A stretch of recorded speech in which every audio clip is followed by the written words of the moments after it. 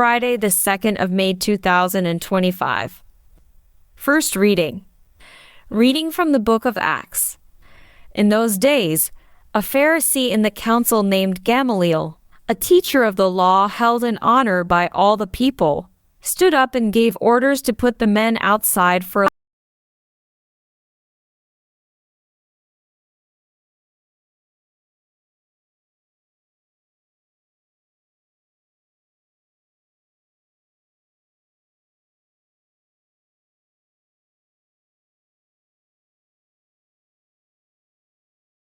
After him Judas the Galilean rose up in the days of the census and drew away some of the people after him. He too perished, and all who followed him were scattered. So in the present case I tell you, keep away from these men and let them alone. For if this plan or this undertaking is of man, it will fail. It will fail. But if it is of God, you will not be able to overthrow them. You might even be found opposing God. So they took his advice, and when they had called in the apostles, they beat them and charged them not to speak in the name of Jesus, and let them go. Then they left the presence of the council, rejoicing that they were counted worthy to suffer dishonour for the name. And every day, in the temple and from house to house, they did not cease teaching and preaching that the Christ is Jesus. Responsorial Psalm. There is one thing I ask of the Lord, to live in the house of the Lord. The Lord is my light and my salvation. Whom shall I fear? The Lord is the stronghold of my life. Whom should I dread? There is one thing I ask of the Lord, to live in the house of the Lord. There is one thing I ask of the Lord, only this do I seek, to live in the house of the Lord all the days of my life, to gaze on the beauty of the Lord, to inquire at his temple. There is one thing I ask of the Lord, to live in the house of the Lord. I believe I shall see the Lord's goodness in the land of the living. Wait for the Lord, be strong, be stout-hearted, and for the Lord. There is one thing I ask of the Lord, to live in the house of the Lord. Gospel acclamation.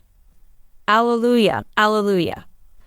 One does not live by bread alone, but by every word that comes forth from the mouth of God. Alleluia. Gospel. Reading from the book of John. At that time, Jesus went away to the other side of the Sea of Galilee, which is the Sea of Tiberias, and a large crowd was following him, because they saw the signs that he was doing for the sick. Jesus went up on the mountain, and there he sat down with his disciples.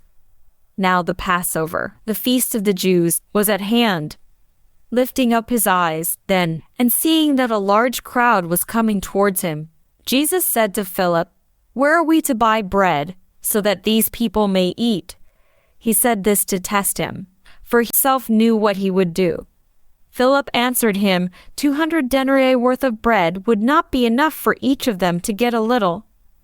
One of his disciples, Andrew, Simon Peter's brother, said to him, "There is a boy here who has 5 barley loaves and 2 fish, but what are these for so many?" Jesus said, "Make the people sit down."